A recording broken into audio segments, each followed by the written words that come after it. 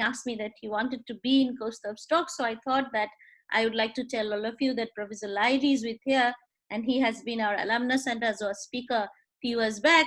All of you who have taken probably a course in quantum field theory must have seen the book by Lahiri and Paul, and that is Professor Lahiri. So I just wanted to say hello to Amitabhoda, and we can go on in the talk unless Amitabhoda wants to say something. Yeah.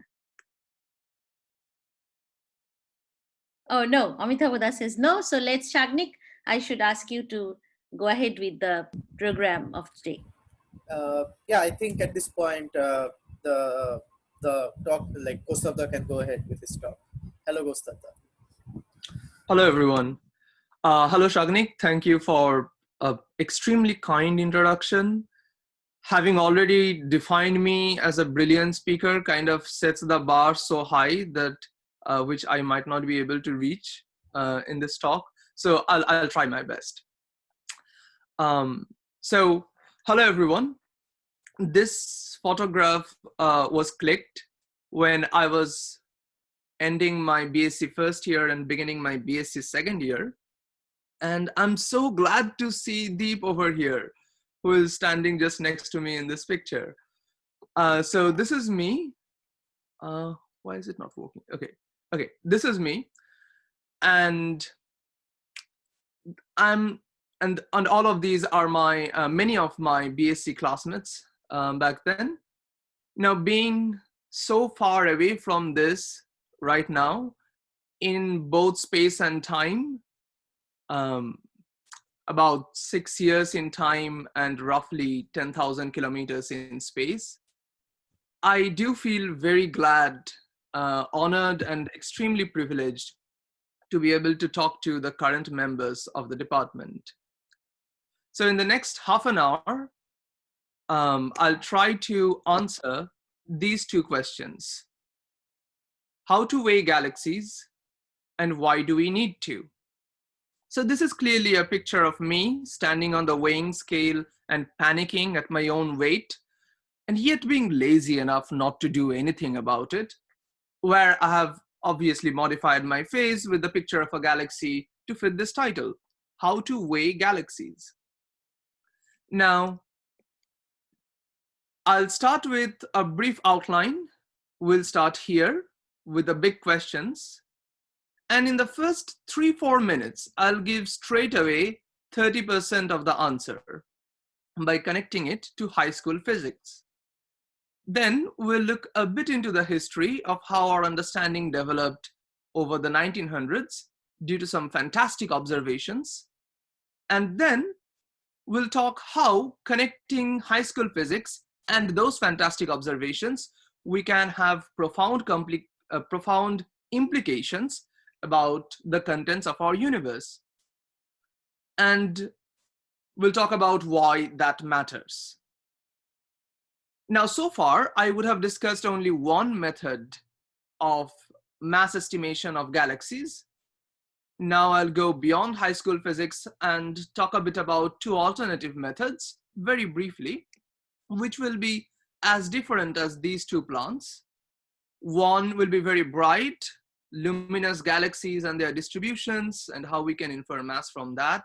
The other will be pretty dark and mysterious, something that you can't see, the curvature of space-time. Having talked about them, having all the weaponry in hand, we'll finally talk briefly about my own research, which someday will hopefully be as blooming and as blossoming as this beautiful tree. Anyway, and we'll end our journey here with the big questions, connecting back to the big questions. So, how to weigh galaxies? Why do we need to? For most purpose of the talk, consider galaxies as just giant clumps of billions of stars held together by their mutual gravitation. Now, in a disk galaxy such as Andromeda, the main motion is its rotation.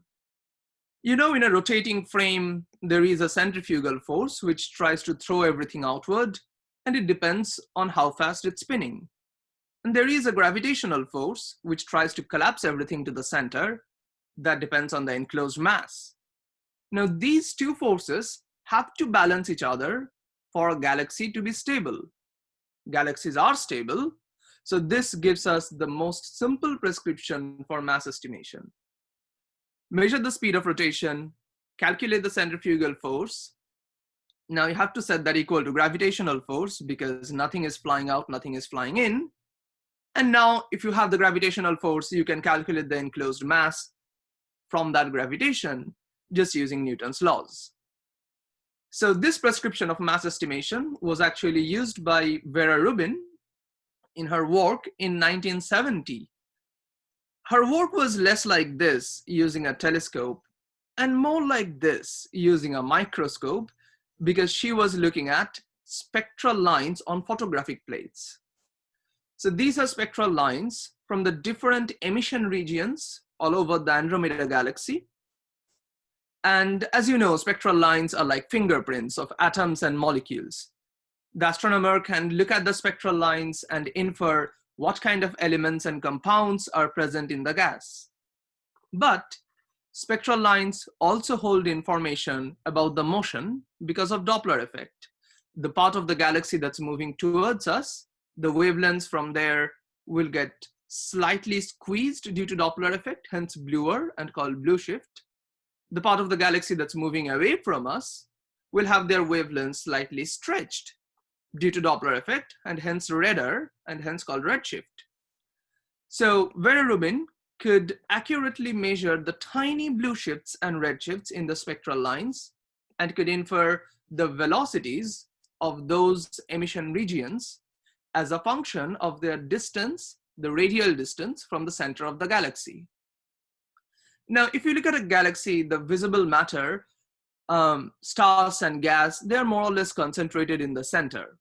So if you go towards the outskirts, for example, over here, say, if you go to a radius of 40,000 light years in this plot, then over there, the velocity should just be decreasing following a Keplerian profile.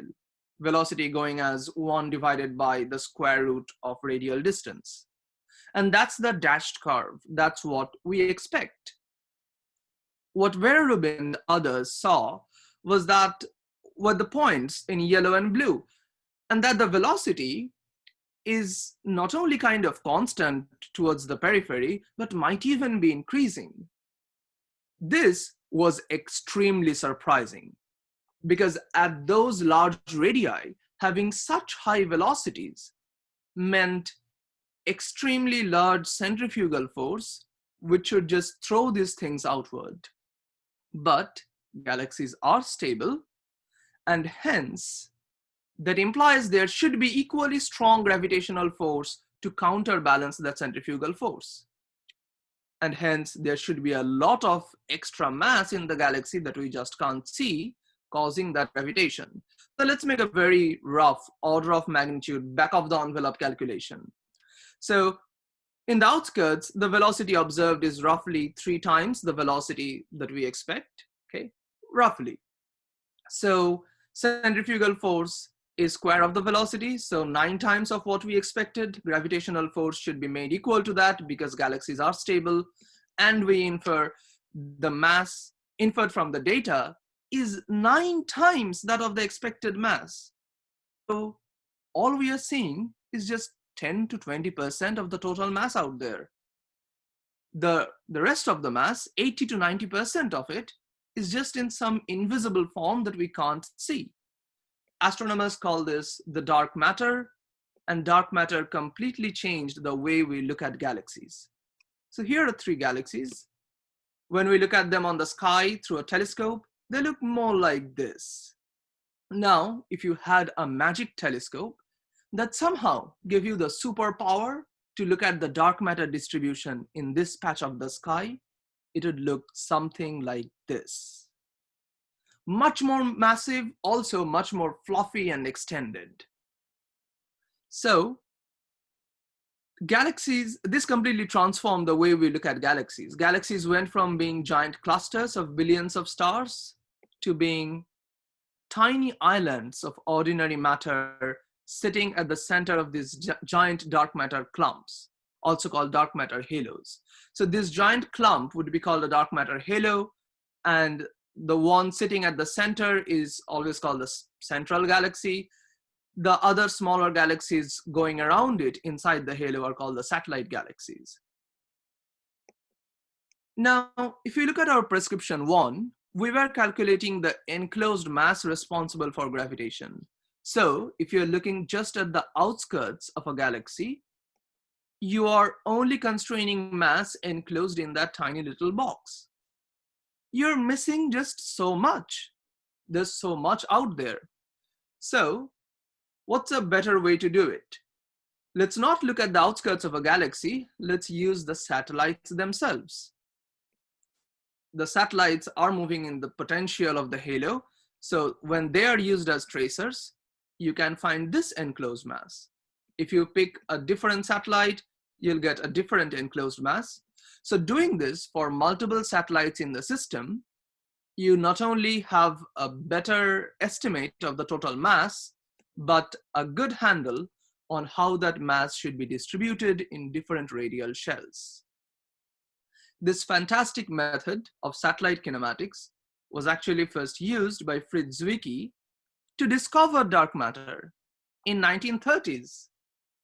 And this work of discovery of dark matter was completely ignored by the community for about 4 decades until it was kind of rediscovered during the 70s. And Fritz Zwicky is clearly not very happy about it. So what Zwicky did was to look at the motion of galaxies in a giant cluster of galaxies, the Coma cluster. And from motion, he could use virial theorem to infer the dynamical mass.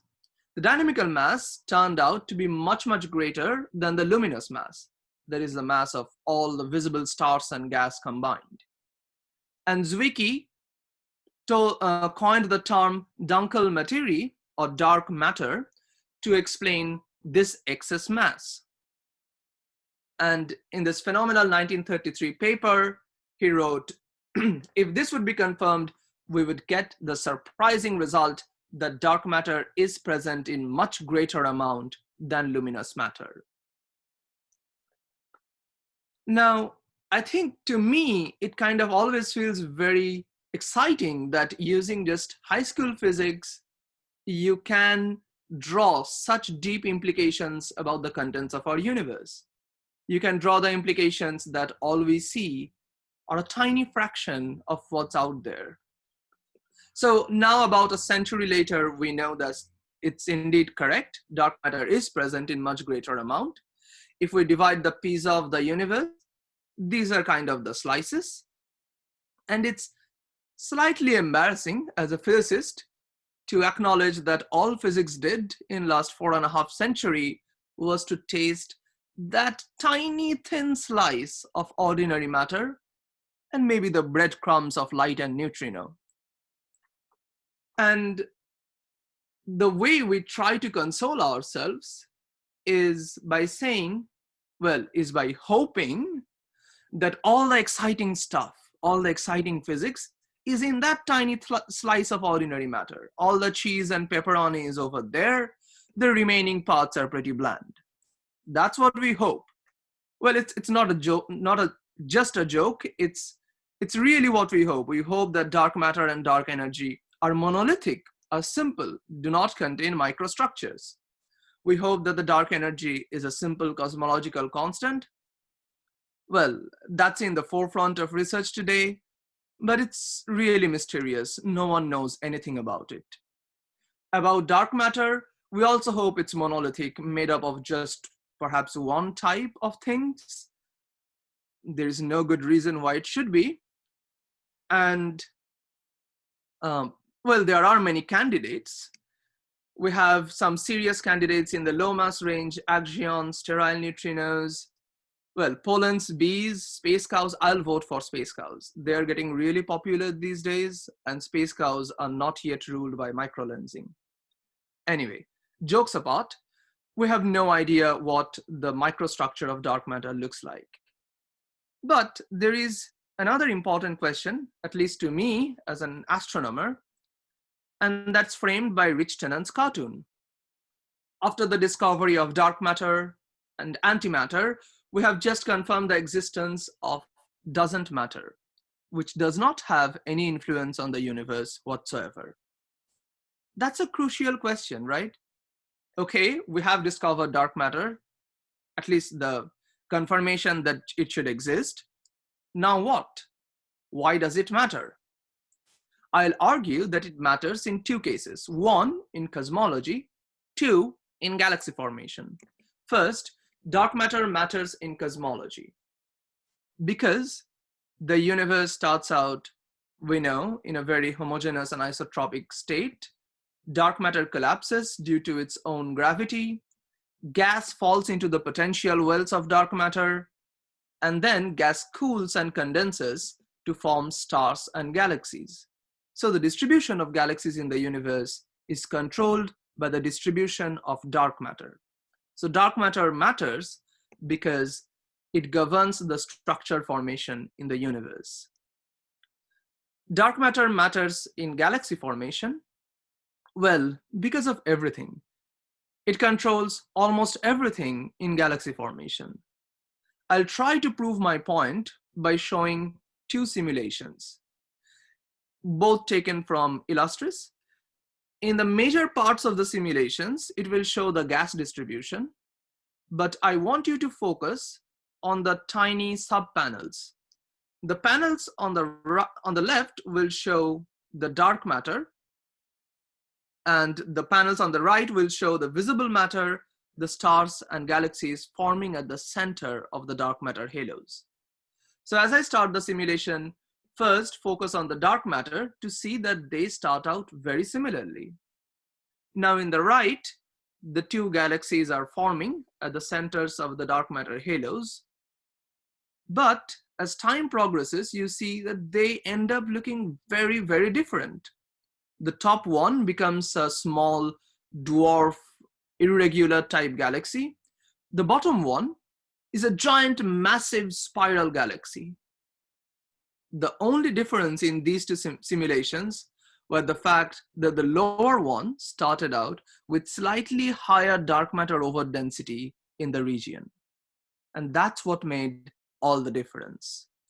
So dark matter clearly matters in galaxy formation because it controls the birth, the growth, the shape, size, mass, structure, color, and even fates of galaxies. So dark matter really matters. Now, this is the entire field of galaxy formation, right? This is the entire goal. You start out with some initial conditions, put in all the physics in the simulation, and end up with galaxies looking like real galaxies. That's the goal. Well, yes, but there are a couple of problems. One, these simulations have many, many parameters. Not free parameters, just many, many parameters. They are not free parameters because you can't run millions of simulation copies, tuning various parameters, and then finally see which set of parameters best match our universe. You can't run an MCMC of simulations. That's one of the main problems. But two, even if you could do that, simulations have many uncertainties, specifically in the small scales, in the nonlinear scales of structure formation, which is pretty uncertain, and in the complexity of gas flow and galaxy formation.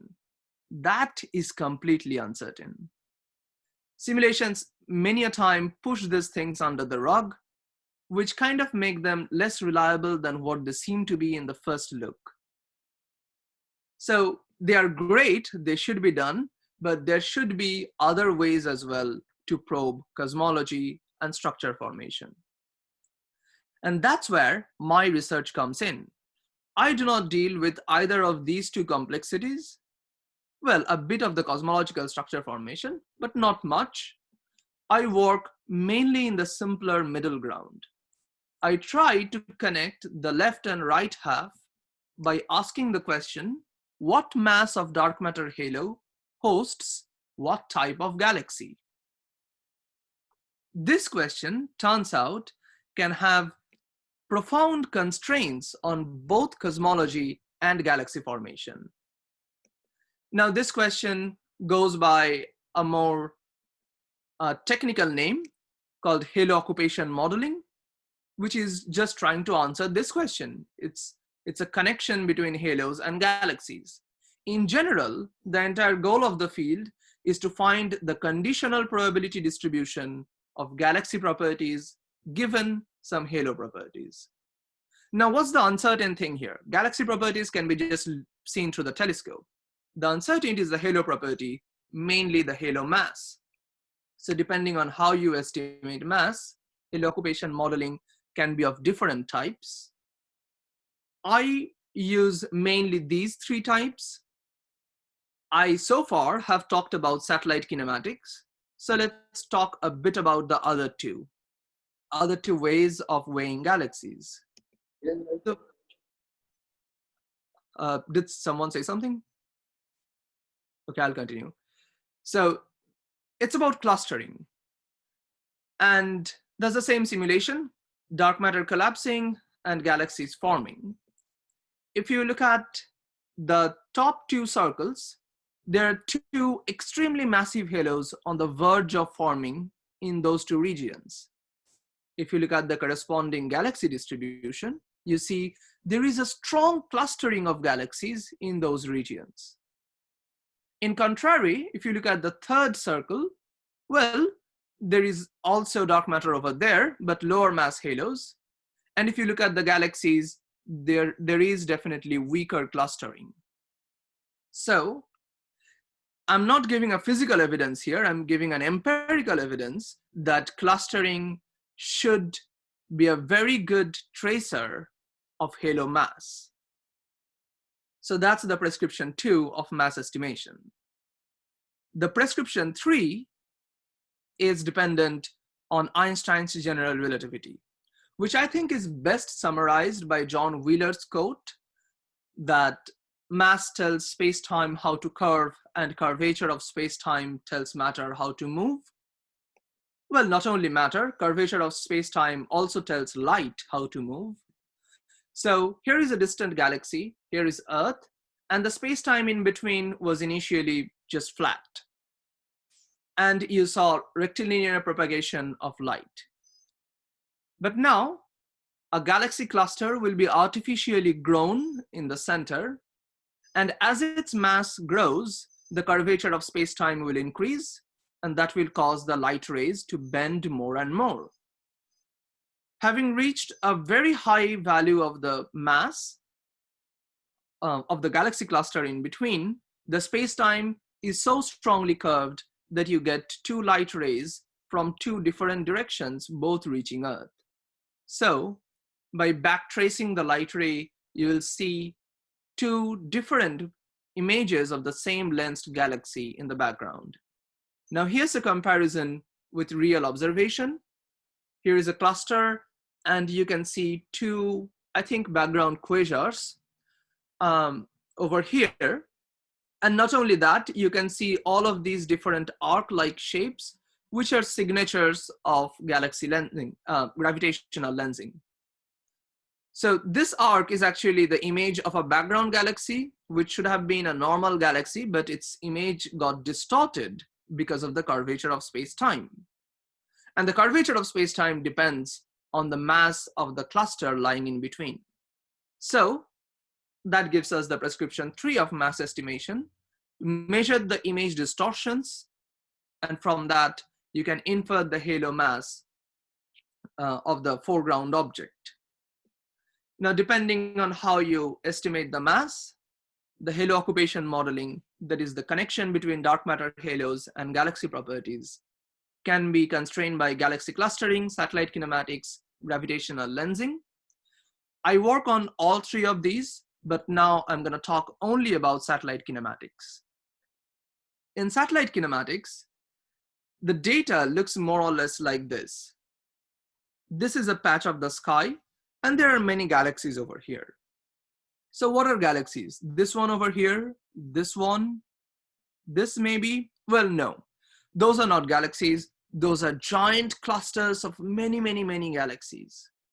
In this image, a galaxy is every single individual black dot that you can see.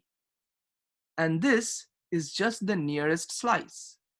You can look at deeper and deeper slices of the universe, and you can see that the galaxy distributions also show this filamentary web-like structure that you are seeing in the dark matter distribution. So anyway, this is the SDSS catalog, and it contains close to 1 million galaxies. I use this entire data set, and the first thing I do is try to understand which are central galaxies and which are satellites. Once I have done that, I try to model the motion, separation, and number of satellite galaxies in each of those central satellite systems. So this entire modeling starts with the assumption regarding cosmology and some model regarding the galaxy halo connection. Now, given the cosmology and given a galaxy halo connection, I can use physics and statistics to infer what the motions of these satellites should be, what should be the typical separations, and what should be the number of satellites.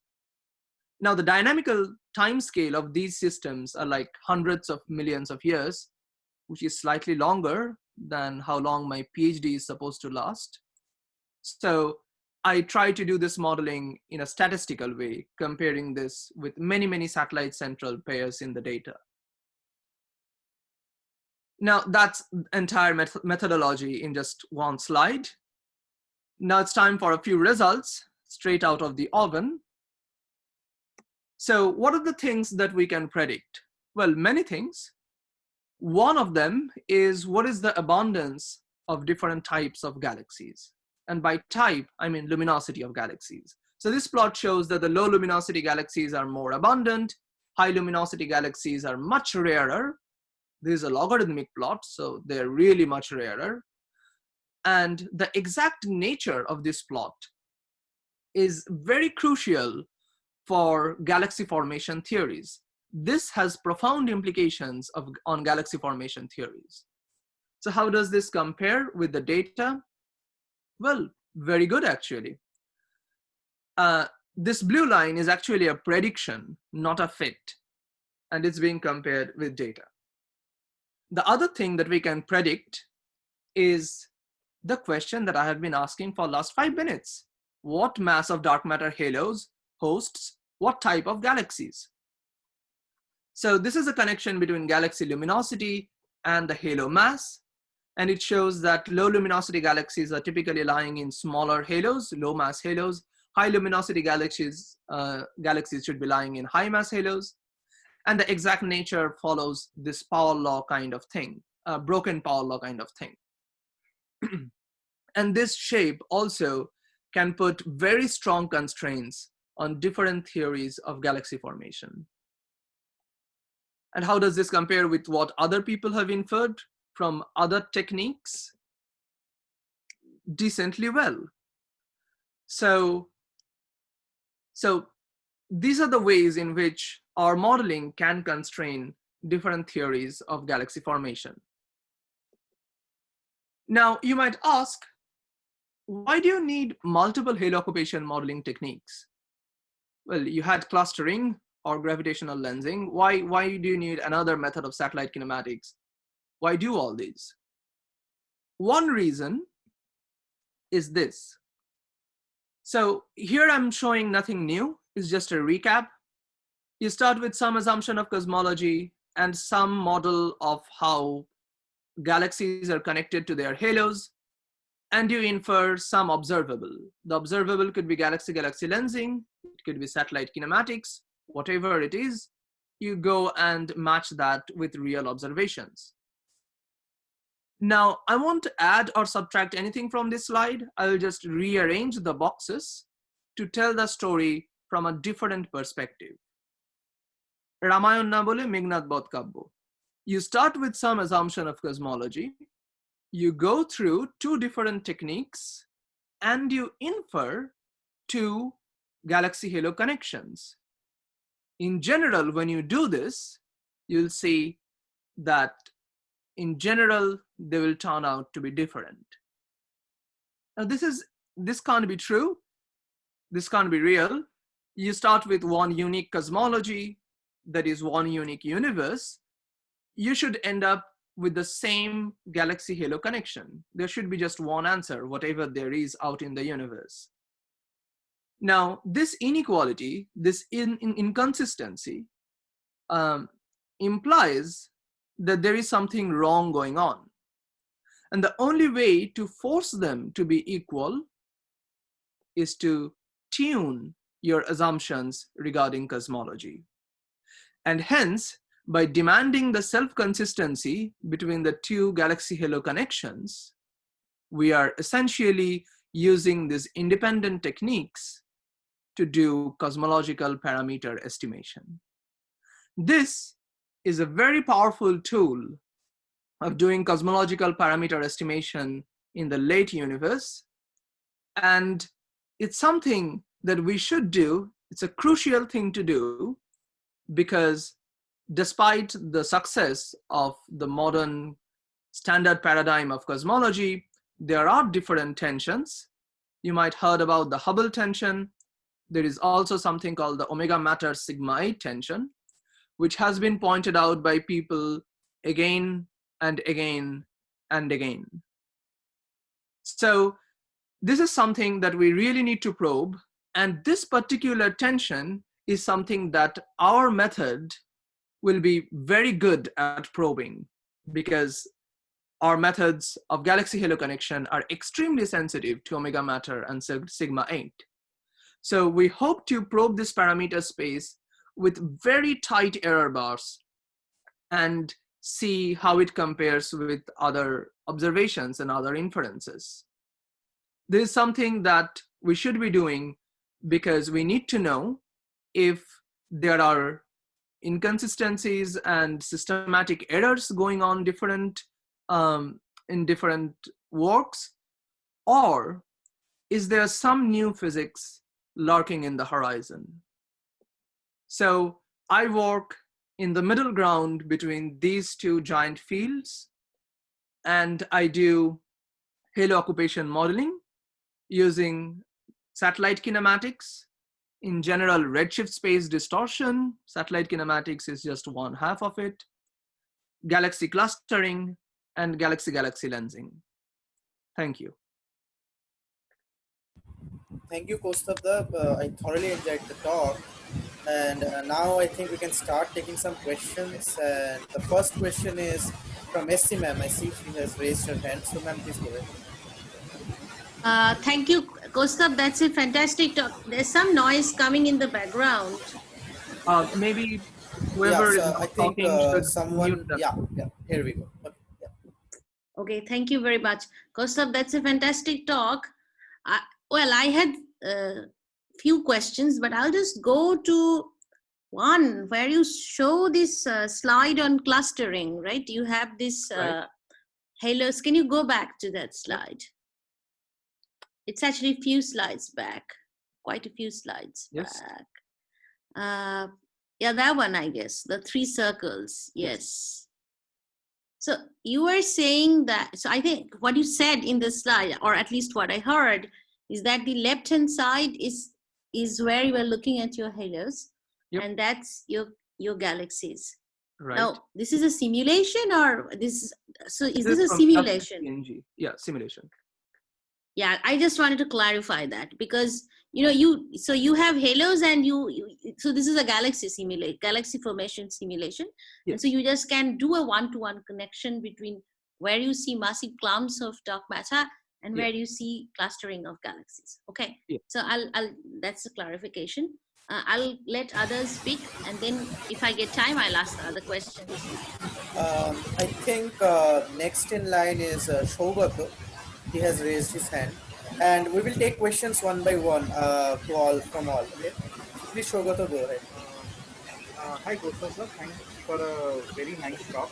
So, I am actually, I was very intrigued by one simulation that you showed, where you showed that slight difference in dark matter over density between the halos Right. resulted in the formation of very different kind of galaxies. Right. One was a spiral, one was a lenticular kind of a galaxy.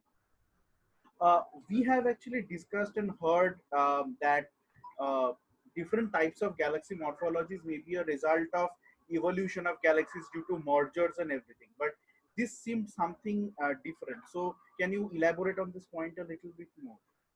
Oh yeah, fantastic. Um, yes, evolution of galaxies are controlled by many things, many things.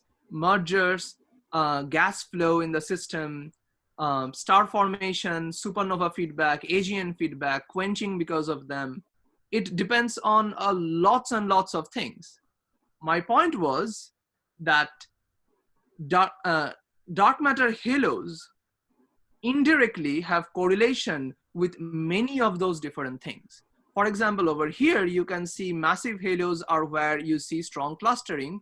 So obviously, if you have a galaxy in a very high mass halos, it will be very prone to mergers. So that's how the dark matter halo mass will give result to higher degree of merging in that case. Similarly, if you have a high mass halos, there will be lots of gas inflow from all of these different filaments, feeding the galaxy more and more in the beginning stages of it, making it very quickly very massive. So, so these are the different ways in which the halo can control the galaxy properties. Thank you. Next PSM sir wants to ask a question. So sir, please go ahead.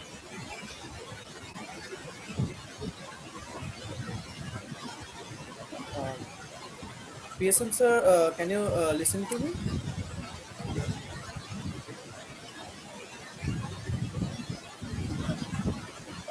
I think PSM sir, we can't hear you actually.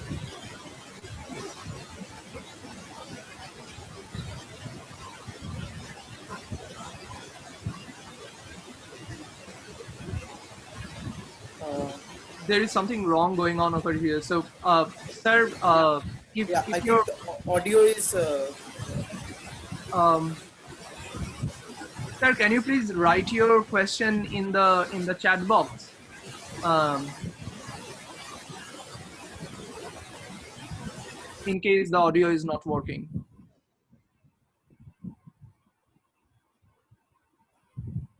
Uh, Okay, so meanwhile, PSM sir tries to write his question. Next, I think we have a question from SS sir. Sir, please go ahead. Well, Kaustav, that was a very nice talk. So my question is so about that when you are comparing two methods of getting the halo occupation distribution, Right. and if they don't match, you are questioning about the cosmology. Right. But it could be question about your method or uncertainty in your method as well. Yes, absolutely. So how can you distinguish between these two? Yes, absolutely. It could definitely be a question about the uncertainty in the methods. So that is why there should be different levels of checks and tests to test all of the different kinds of systematics that go into each of those different methods.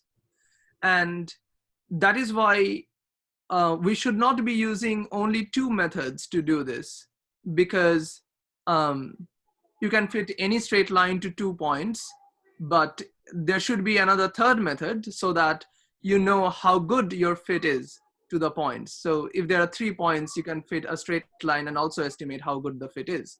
That can't be done with 2 points. So that's why we not only use two methods, but we try to use three methods so that those systematics can be properly handled and their uncertainties can be taken into account when we do this comparison, so that we are absolutely sure that the systematics have been taken into account and the difference is beyond the sigma difference of each of their uncertainties due to their own systematics. Did I answer your question? Yeah, that's fine. Just I want to continue one thing that what are in case of your satellite kinematics, what is the major uncertainty then coming from your measurement? Is this how do you find your clusters, or Right, the redshift? Because right. redshifts So are, I guess, photometric redshifts, correct? no, these are spectroscopic redshifts. We only work with spectroscopic redshifts. But Uh, that's not the full. That's not the full sample.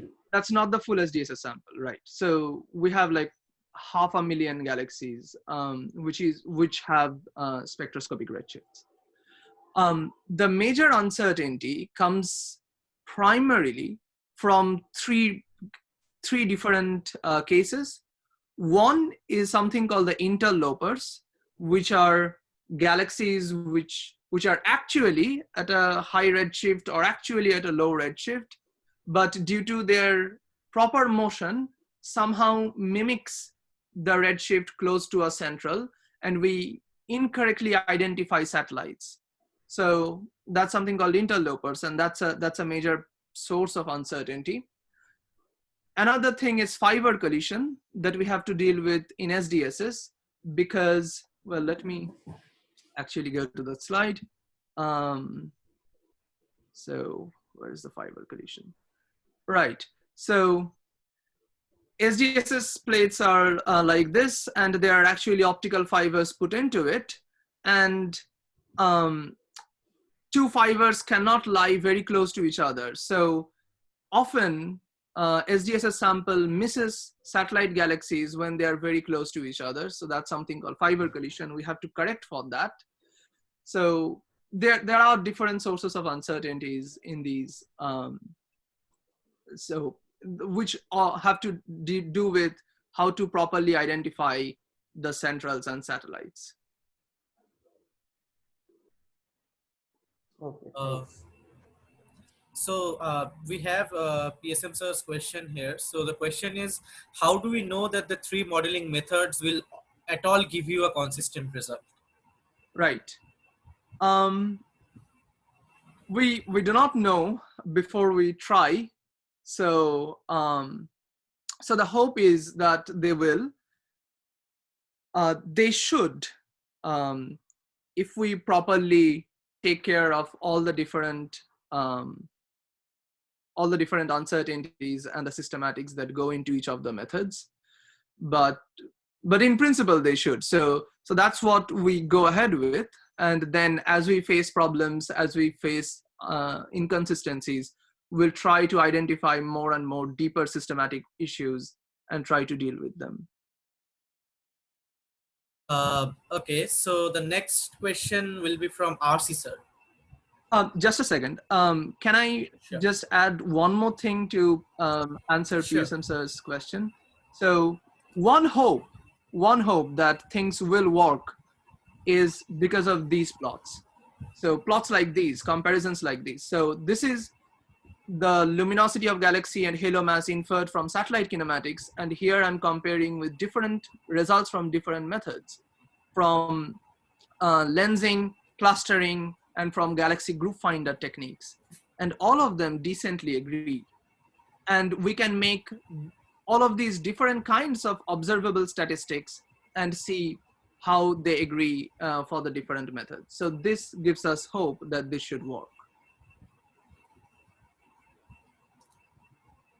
Yeah, thank you. The next question is from RC sir. Sir, please go ahead. Hello, Ghost. Can you hear me? Yes. Okay. So since you were mostly talking about relatively sort of broad aspects of your research and background, let me ask a broad question. So you are, let's say you find the halo occupation distribution for, certain cases that you use.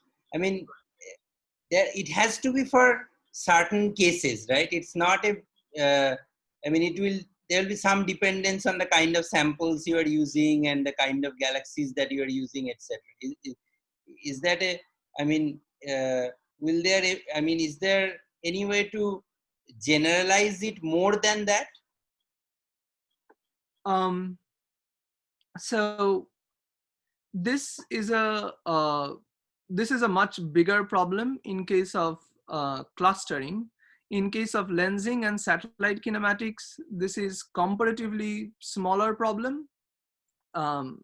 because it's less dependent on the immediate environments.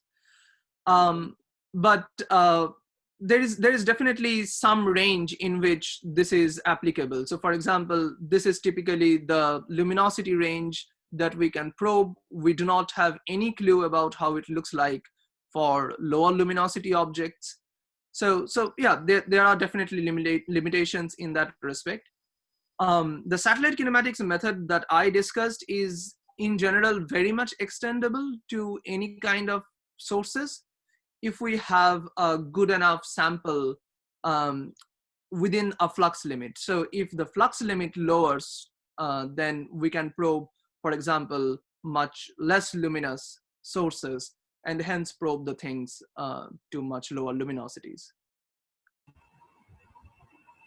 Okay, I mean, I was just curious that, I mean, is there any, because, you know, you started the talk saying that dark matter is a more sort of general and universal, ubiquitous thing. Right. So I was wondering, is there any reason to believe, you know, whether it will be different in less luminous galaxies, or, I mean, or should we believe more in the universality of these properties? Oh, right. That's a fantastic question. Yes, dark matter is very general, and connection between galaxies and dark matter is very general. However, I should probably note that the slide where I showed the problem is that in low luminosity and high luminosity cases, galaxy formation takes different routes. So, for example, if we look at this same plot that I'm showing here, but in a more, where is that slide? In a more broader context, then actually we can see that this connection between stellar mass and dark matter gets highly modified in high luminosity end and highly modified in low luminosity end because of different things that go on due to feedback and other stuff that has to do with baryonic physics, and the uncertainty lies there. So baryonic physics really changes this general universal nature between stellar mass and halo mass. And there is good reason to believe that things can look very different if you go to really lower masses, because how baryonic physics can skew the effects from the generality of dark matter and baryonic matter connection. Okay, thank you. Next is Shomendra. Please, Shomendra, please ask your question.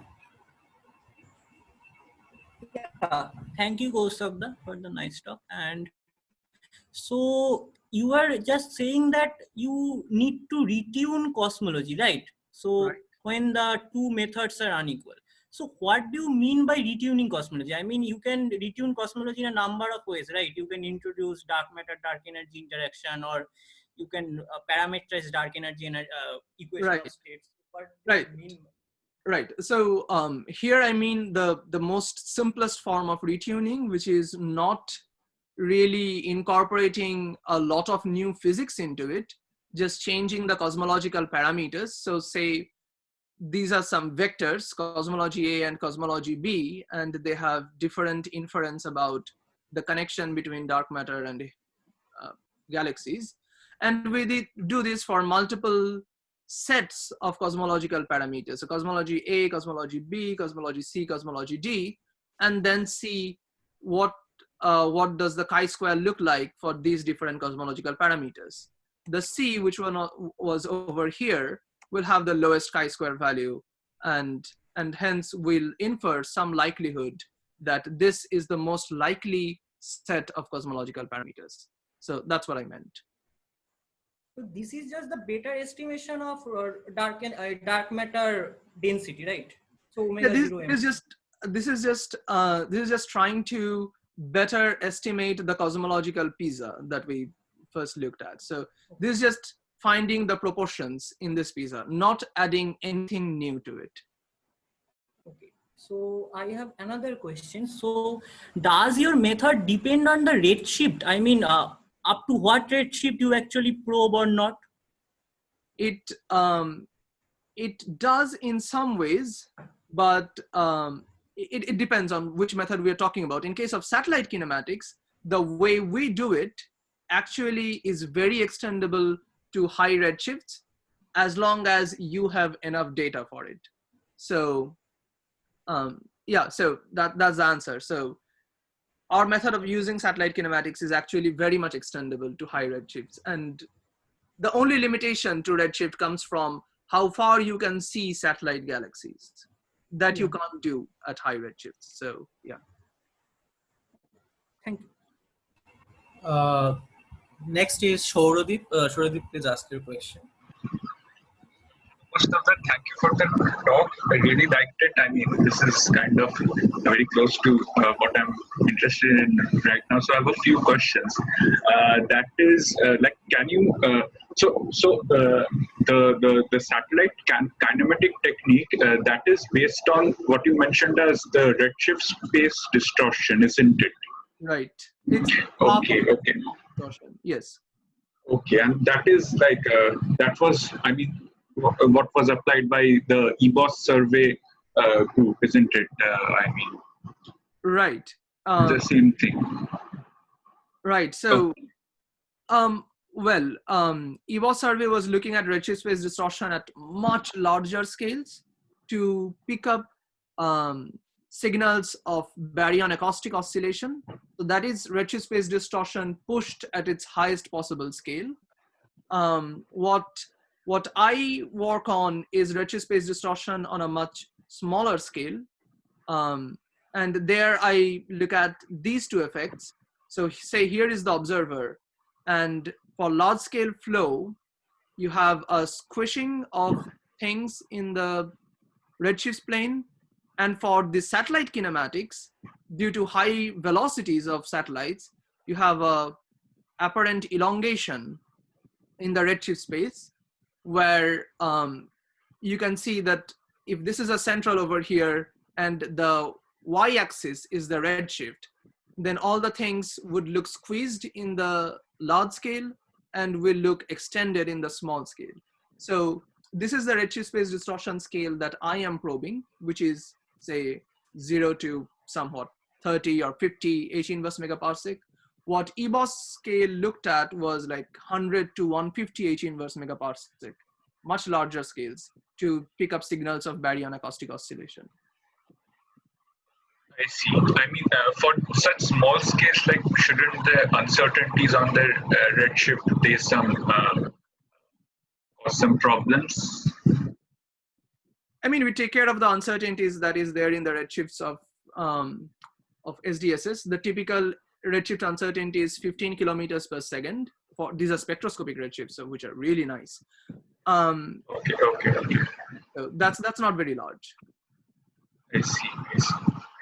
And then I mean, in the galaxy lensing, the main source of systematic is it the tidal alignment of galaxies, or is it something else? In galaxy lensing, the main source of uncertainty is two things. One is galaxy lensing are very weak. You can't see the arcs of lensing that I was showing. Yes. The tiny effects. So you have to stack many galaxies. And when you do that, there is uncertainty of halo mixing because you stack based on central galaxy luminosity. But when you do that, same central galaxy luminosity can lie in different halo masses. So you're actually blending different halo masses when you stack the things. And that's a very bad source of uncertainty. The other major source of uncertainty is actually mixing of background images. So two galaxies lying very close to each other can look like one single galaxy, and you will have a very bad estimate of the shape. You will completely mistake the estimate of the shape. So this blending is another very strong source of uncertainty over there. I see. My last question is regarding the luminosity halo mass relation that you showed us. I mean, is this first of all, is this analytic or is this from observation? And the second is is this only for centrals or does it contain both centrals and satellites? No, this is only for centrals.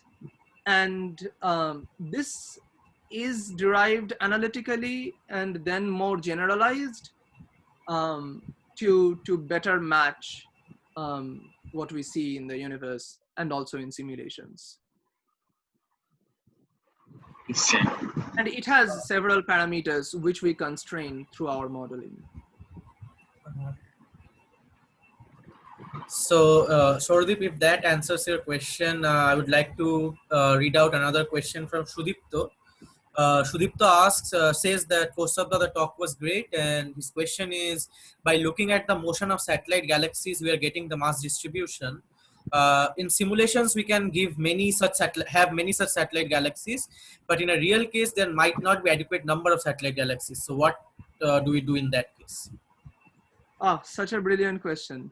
That is very true. In real case, the most central galaxies have just one satellite. So what do we do in that case? What do we do? Well, there are two things. We can do it in two ways. One simple way to do it would be this. So you plot the velocity of each satellite and the luminosity of the central galaxies. So there are all the galaxies plotted together over here. And then you take some central luminosity bin and see what is the scatter in this delta V. And from there, that typically looks like a Gaussian. So from that sigma of the scatter in the velocity, you can use virial theorem to infer mass, and then you get mass as a function of luminosity. That's a simple way to do it. I'll not go into the more complicated way right now because of time. Thanks, Kaustav. So I see SSR and SCMM has their hands raised. So if SSR has any questions, he can ask now. Well, Kaustav, I have a general question. So I measured the HOD. Right. You started that we are trying to extract some physics out of it. What kind of physics do you expect? Other than this dark matter halo occupies this mass galaxy. Other than that, what physics do I get out of it? Right. So I showed two plots, one on the abundance and one on the luminosity mass relation. And this is what I mean by extracting physics out of it. Because if you say that stellar mass should exactly follow dark matter mass, then the abundance should just be following the abundance of halos, but lower by a factor of 1/6 or something like that. But then we see that it's not following that. There is definitely separation of these on these two scales. There is some characteristic scale where this is most efficient, where star formation must be most efficient to form the maximum abundance. And you can then, once you have derived this, you can go to semi-analytic modeling, or you can Kaustav, and compare these. Yeah. I understand this, but this is independent of halo occupation distribution, isn't Right. it? And this has already been well established kind of thing. Right. So the thing is, if you look at, for example, semi-analytic models of, I don't know, 2008, 9 even, those were modeled so as to match these kinds of statistics at redshift 0. Now then, if you go and try to match the things at some higher redshifts, there are definitely failures in that. There were failures in that. Semi-analytic models are also developing with time. So the thing I think halo occupation distribution primarily did, specifically in the time scale of 2000 to 2010, was to put very good constraints on what the connection between galaxies and halos should be at different redshifts. And then you have some physical quantity to match with, to see that whether your semi-analytic modeling or your simulation can properly reproduce that, instead of just looking at clustering, two-point correlation function, or abstract things like that, where it's hard to interpret what kind of parameters should be tuned in the semi-analytic modeling to match the two-point correlation function. There could be tuning of several things that go on in the semi-analytic modeling to reproduce the same two-point correlation function. But once you know the connection between galaxies and halos, then you can go back and see, okay, am I reproducing something physical over here in this modeling? And there, the tuning got more and more constrained, and it helped improve both semi-analytic modeling approach and the simulation approach to do proper matching that they reproduce nowadays today. So I think that's the main contribution to extracting physics from HOD. Okay, thanks. Okay, so Deepta also has a question. So please, Deepta, go ahead. Hello, Kaustav. Hi. So the point I want to make here that to do all this simulation, you need to know what dark matter is. So you are using, I think, the cold dark matter picture here, right, to do this simulation. So well, now simulations are not mine, but yes, they are done with cold. Okay, whatever you are doing. Yes. So the point I want to make that now for quite some time we know there is some problem regarding small scale structure. You know that the core cast right. problem and missing satellite problems. Right. So to just probe those things, sometimes people thought about go beyond the cold dark matter right. paradigm, the like warm dark matter, fuzzy dark matter, something yes. like that. So recently I heard a talk by Carlos Frank who was saying that actually we do not understand the galaxy formation very well. So actually there is no such problem. So this is very good with cold dark matter. So in this regard, what is your take? Because you are doing some work regarding the galaxy formation, and right. you were using some cosmological models. Right. My take is, I kind of agree with that. There are different baryonic ways, things that has to do with feedback and stuff like that, which can also produce chord profiles in low mass halos. So yes.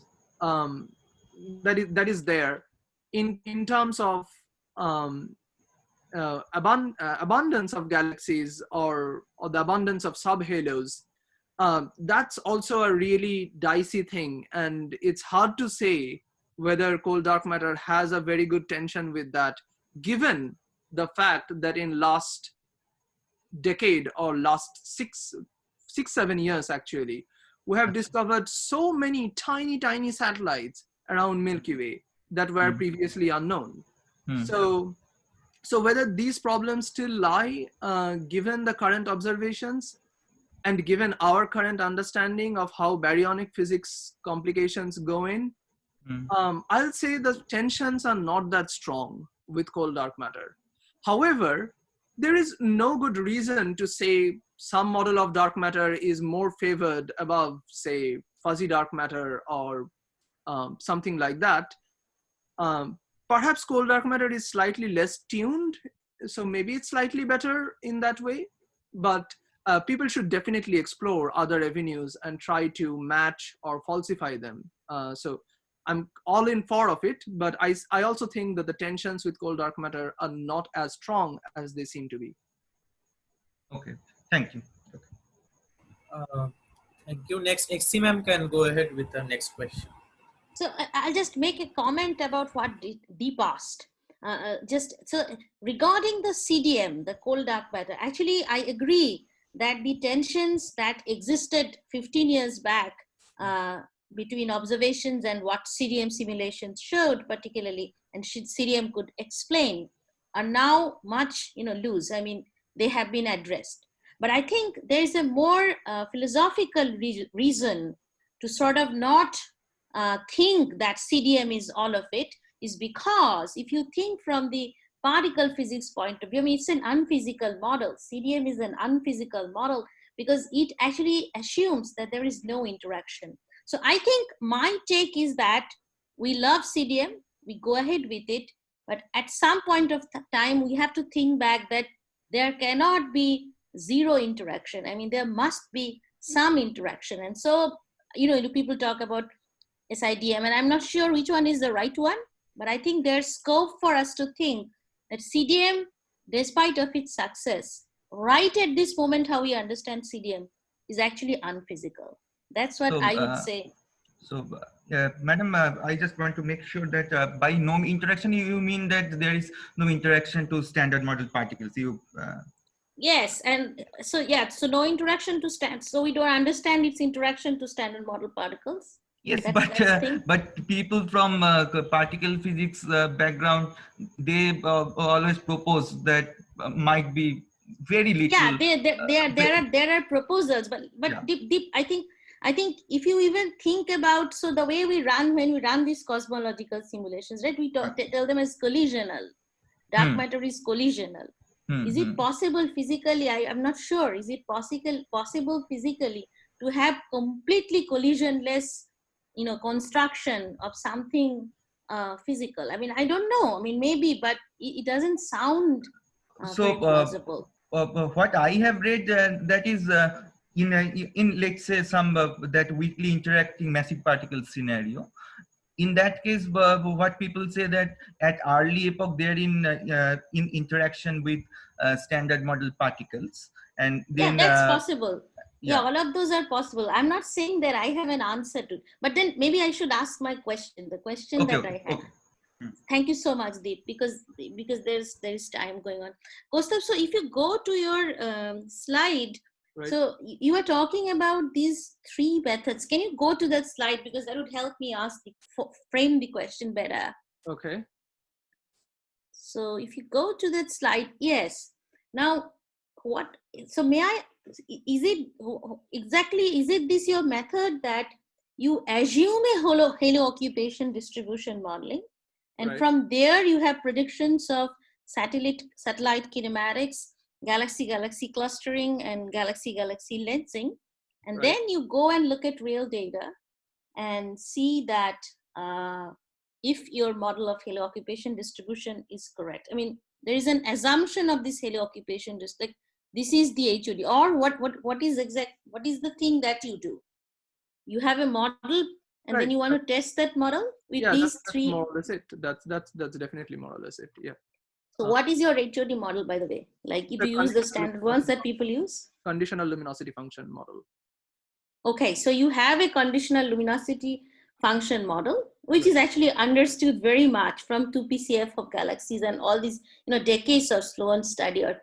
So that's what you use, and then you predict that if that is the HOD of galaxies, then how would you, what signatures, how do you see galaxy clustering? How do you see galaxy clustering? I think is the one that's more common, but satellite kinematics, and then lensing, and then you have observations from where you can go constrain the things, right?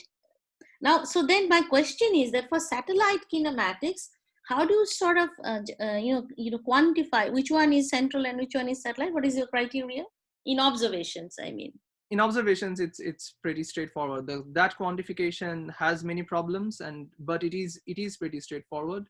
So what we do is run some selection criteria of some cylinders like these. Oh, it's the same signal. Okay. Yeah. And these different radii are tuned with galaxy luminosities, and we do this in an iterative process so that we ensure that things converge, so stuff like that. So that's how you get the galaxy, satellites. You define which one is central and which one is satellite galaxy. Right. And then for getting the halos of that, I mean, from the satellite, you can just look at the velocity. That's right, I understand. So that's the way to get the mass. Yeah. So our total modeling is actually this horrible looking likelihood function, where it can be decomposed into more sensible things. So yes, I think I was looking for this. Yeah. Okay. So this is the net likelihood, and what are the components of it? So I'll go from right to left. So in the right, this is the probability distribution of delta Vij, ith central, jth satellite, and the projected radius for given mass, concentration, luminosity, redshift. This is modeled using collisionless Boltzmann equation. Actually, it's second moment, Jeans equation. So in assuming spherical symmetry, then you combine that for all satellites. You had an assumption of the concentration over here. So you need to marginalize over that. So this is the probability of concentration given the halo mass and redshift. So that is what we marginalize over. So that comes from cosmology and dark matter formation assembly, and all that information is in there. And then we have to marginalize over mass because that's also another parameter over here. So this condition, this probability distribution of mass given luminosity, redshift, and number of satellites, this comes from our conditional luminosity function. That's the very definition of conditional luminosity function, more or less. And this is just marginalizing over all possible halo masses. Here this product is combining satellites, and here this product is combining all centrals. And this total likelihood is then maximized. Very good. Thank you so much, Kaustav. So I think PSM actually also, I wrote that message. He actually said that he wants to thank you very much for answering his questions. He just wrote it to me personally. I gave it there. Great. So I don't see any further questions at this point. I just have a little question, and I think then we can end this question and answer session. And the question is that Kaustav, you said that the dark matter halos are much more extended, right? And one of the primary uncertainties in all your modeling and constraints is the mass, measuring the mass of the halo. Right. So just because a dark matter halo is much extended and you cannot measure the entirety of its mass, right? You put some, how big of an uncertainty source is that? Like, how do you put an end on a dark matter halo? We do not put an end on the dark matter halo. We do not assume that how far it extends. Given a mass and given a concentration, which kind of determines the potential, at least the central part of the potential of the dark matter halo, we just make this prediction of what the velocity should be at a certain projected radius. So this velocity is a line of sight velocity. So what that line of sight velocity should be, its probability distribution should be at some projected radius. It need not be at the very end of the halo. So that's how we kind of marginalize over that, and that's taken into account that way. Okay. Yep. Okay. Thanks. So I think with this, if we do not have any more questions, we come to an end to this session. And so next we have